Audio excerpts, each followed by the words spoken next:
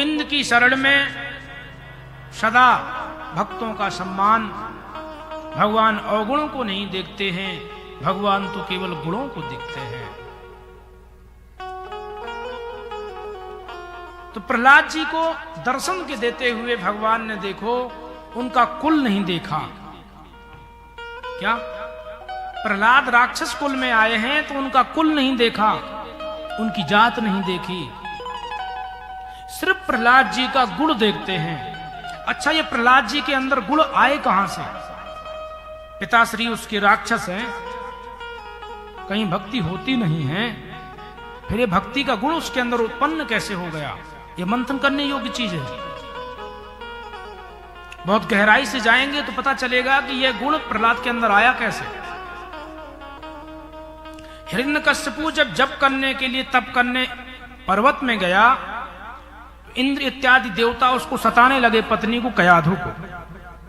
तो नारद जी महाराज कयाधु को लेकर के चले गए और एक सुरक्षित स्थान में रखा और स्नान ध्यान के बाद इनको सत्संग सुनाते हैं। और गर्भ में है कयाधु के बच्चा, वो भी सत्संग सुनता है। तो प्रहलाद जी से विद्यार्थियों ने यही प्रश्न किया कि बेटा तुम्हारे पिताश्री पढ़े नहीं, ये सत्संग सीखे नहीं, ये तुम सीखे कैसे? बोले मैं अपने माँ के गर्भ में था तो मुझे नारद जी महाराज सुनाया करते थे मेरे माँ को सत्संग, वहीं बैठे बैठे मैं भी सुनता था, तो ये मुझे जन्म से ही मिल गया, मतलब गर्भ से ही प्राप्त हो गया। इसलिए हमारे शास्त्रों में कहा गया कि जब माँ के गर्भ में संतान 3 महीने की हो जाए तो वही क्रियाएं उसको करना चाहिए जो बच्चे के अंदर लक्षण देखना चाहती है। इसलिए भगवान जानकी जी सीता जी के जब गर्भ में संतान आई तो भगवान को वशिष्ठ जी कहते हैं कि एक काम करो, सत्संग करवाओ। ऋषि मुनियों को बुलाया गया, बैठा करके सत्संग प्रारंभ कराया गया। बोले भाई सत्संग क्यों कराया गया? बोले जो इनके गर्भ में संतान पल रही है वह सात्विक होगी, संस्कारी होगी, जीवन में उसके संस्कार जन्म से पहले ही आ जाते हैं। नहीं ये नेक नेक से बच्चों को मोबाइल चलाना कौन सिखाता है? जन्म लेते ही मोबाइल चलाने लगते हैं, उनको सब चीजें माइंड में आ जाती हैं। आज तक कभी आपने उंगली पकड़ के बताया कि ऐसा करो बेटा? क्योंकि रक्त के संचार में जैसी आप मां की बुद्धि होगी ठीक वैसी ही बुद्धि बच्चे के अंदर प्रकट होगी। दूसरा दृष्टांत यह है कि बच्चे का विवाह 25 साल की उम्र तक हो ही जाना चाहिए, शास्त्र की विधि है। यदि आप 25 साल की उम्र में बच्चे का विवाह नहीं करेंगे, उसके बाद करेंगे, तो जो उसके पास संतान होगी उसके, तो शरीर में 30-35 साल के बाद में अनेकों बीमारियां उत्पन्न हो जाती हैं। अब शरीर में जब बीमारी उसके उत्पन्न हो गई, उससे जो संतान होगी तो उसके अंदर गर्भ से ही वो बीमारी चली आएगी। इसलिए आजकल पीढ़ी दर पीढ़ी शुगर की बीमारी चल रही है। ये क्यों आई? क्योंकि उम्र ज्यादा हो गई। इसलिए जो ये नया टैलेंट चल रहा है, नहीं अभी बच्चे नहीं करना है, 35 साल के बाद करेंगे, 40 साल के, ये समझ लीजिए कि जब बच्चा आपका जवान होगा तब तुम बुढ़े हो जाओगे। ना तो वो आपकी हेल्प कर सकेगा और ना आपकी वो सेवा कर सकेगा, तो बच्चा किस काम का? ना तुम उसको हेल्प कर पाओगे कुछ, ना उसकी रक्षा कर पाओगे। इसलिए जिसका जो समय शास्त्रों ने निर्धारित किया है उसी समय के अनुसार ही हमें कार्य करने चाहिए। समय को तुम सीमा को टालोगे, समय निकल गया और समय के बाद जो बेसमय में काम होता है उसका रस नहीं रहता है, उसका आनंद नहीं रहता, वो नीरस हो जाता है। इसलिए शास्त्रों की बातें, अपने संस्कार की बातें, अपने संस्कार इस जीवन में हमारे जरूर होने चाहिए। तो भगवान ने प्रहलाद जी का कुल नहीं देखा, वर्ण नहीं देखा, सिर्फ प्रहलाद के अंदर भक्ति देखी। भक्ति भी कहां से आई? जन्म के पहले से ही आ गई, गर्भ से ही आ गई। आज भगवान ने भक्त को, प्रहलाद जी को दर्शन दिए। आज कोई भी देवता प्रहलाद भगवान नरसिंह के पास जाना नहीं चाहते। क्यों?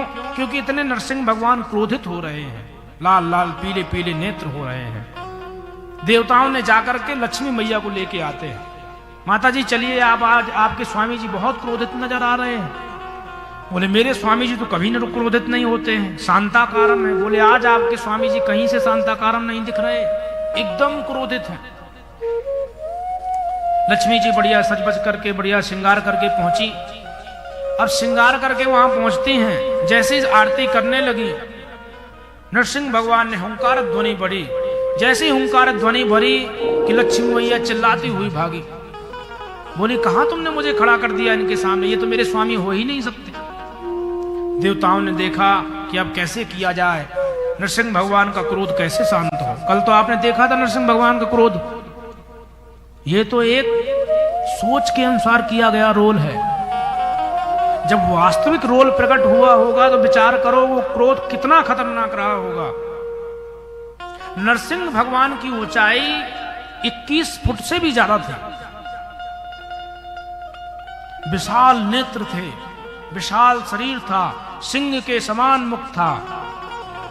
जब चिल्लाते हैं, ओंकार ध्वनि भरते हैं तो अच्छे अच्छे गजराज भी रास्ता छोड़ देते हैं, मार्ग छोड़ देते हैं। इंद्र जैसे देवता रास्ते से हट जाते हैं तो मंथन करिए कि क्रोध कितना खतरनाक रहा होगा। तो देवता कांप रहे हैं, डर रहे हैं। ब्रह्मा जी की कुर्सी में खतरा आ रहा है। तब देवताओं ने मिलकर के प्रहलाद जी को पकड़ के भगवान के आगे किया। प्रहलाद जी ने साष्टांग दंडवत प्रणाम किया तो भगवान ने उसको उठा करके अपने हृदय से लगाया और गोदी में बैठाया। भगवान बोले बेटा मुझे आने में बहुत देर हो गई, मुझे क्षमा करना। इस दृश्य को देख करके बड़े बड़े देवता, बड़े बड़े साधक आश्चर्य में पड़ जाते हैं कि धन्य है प्रभु, आप दुनिया आपसे क्षमा मांगती है और आप अपने भक्त से क्षमा मांग रहे हैं, कितने दयालु हैं प्रभु। भगवान कहते हैं प्रहलाद मुझे आने में देर हो गई, क्षमा करना, मुझे आने में बड़ा विलंब हो गया, तूने मेरे लिए बड़े कष्ट सहे हैं। हिरण्यकश्यपु ने पर्वतों से गिराया, अग्नि में जलाया, विष को पिलाया, क्या क्या नहीं किया, पर प्रहलाद जी ने रास्ता नहीं बदला अपना, दृढ़ निश्चय पर रहे। एक मार्ग तय कर लिया कि यदि भगवान को पाना है तो पाना है, भगवान का नाम जप करना है तो करना है। यदि वास्तव में हमारे अंदर भक्ति हो तो चाहे माहौल कुछ भी हो फिर भी हम भक्ति कर सकते हैं। लंका में भला कोई नाम ले सकता है भगवान का? रावण के राज्य में किसी का मजाल नहीं राम का नाम ले ले। और उसी लंका के बीच में विभीषण जी रहते हैं, भगवान का नाम भी लेते हैं, बढ़िया सुंदर बगीचा लगा रखा है, तुलसी लगा रखी है, करते हैं। हनुमान जी महाराज गए तो बोले यहां कहां सज्जन कर वासा, भाई इस राक्षसों की नगरी में ये सज्जन कहां से वास कर रहा है? यही संग हट करी हो पहचानी, साधु ते हो न कारज हानि। इसके संग तो मैं पहचान करूंगा, साधु से पहचान करने में कोई हानि नहीं अपनी होगी। तो हनुमान जी महाराज ने ब्राह्मण का रूप बना करके विभीषण जी से परिचय किया। रामन का आदेश था कि मेरे अलावा कोई किसी का नाम नहीं जप करेगा, पर फिर भी विभीषण जी राक्षसों के बीच में भी भगवान का नाम लेते हैं, राम का जप करते हैं। रावण को तो एक दिन क्रोध आ गया, किसी ने बताया, बोले आपके छोटे भैया तो आपके दुश्मन का ही नाम लेते रहते। बोले अच्छा, बोले हाँ। रावण वहां पहुंचा, बोले क्यों भाई विभीषण, मैंने सुना है तुम राम का भजन करते हो। बोले नहीं, बिल्कुल नहीं करता। किसने कहा है? बोले नहीं, तुम करते हो नहीं करते हो बताओ। बोले मैं नहीं करता। एक सज्जन बोला भाई आप करते तो हो राम राम। अरे बोले जो राम राम करता हूं मैं राम का भजन नहीं करता हूं। तो बोले मैं आपका ही भजन करता हूं। बोले कैसे? बोले राम माने रावण, अम्मा माने मंदोदरी, इसलिए मैं दोनों का जाप कर रहा हूं। बोले वाह, मेरा भाई सच्चा प्रेम है, हम दोनों पति पत्नी दोनों का नाम जप कर रहा है। हृदय से अंदर कह रहे हैं कि राम जी मैं आपका ही भजन करता हूं, पर इस परिस्थिति से बचने के लिए मुझे ये सब बोलना पड़ता है। तो वास्तविक जो सच्चे भक्त हैं वो कोई ना कोई रास्ते से समय निकाल लेते हैं, कोई ना कोई रास्ते से भजन कर लेते हैं। ये तो लोगों को बहाना रहता है, महाराज जी समय ही नहीं मिलता, टाइम ही नहीं है, गृहस्थी में इतने फंसे हुए हैं कि समय नहीं मिलता है, क्या करें। ये सिर्फ बहाने के लिए काफी है। जिस दिन सच्चा प्रेम हो जाएगा तो लाख काम करने के बाद प्रेमी के लिए टाइम निकाल लेता है प्रेमी। जब किसी चैनल से किसी को उससे जुड़ाव हो जाता है तो सब काम से फ्री हो जाता है, वो चैनल को लगा के बैठ जाता है। ठीक इसी प्रकार जिस दिन तुम्हें सच्चा प्रेम परमात्मा से हो जाएगा, लाख काम होने पर भी आप परमात्मा की कथा सुने बिना रह ही नहीं सकते, आप उसको दर्शन किए बिना नहीं रहेंगे, आप उसका भजन किए बिना आपको भोजन अच्छा नहीं लगेगा। कब? जब आपको उससे प्रेम हो जाएगा। इसलिए सबसे पहले भगवान से प्रेम करो। प्रेम कब होगा? उनको सुनते सुनते।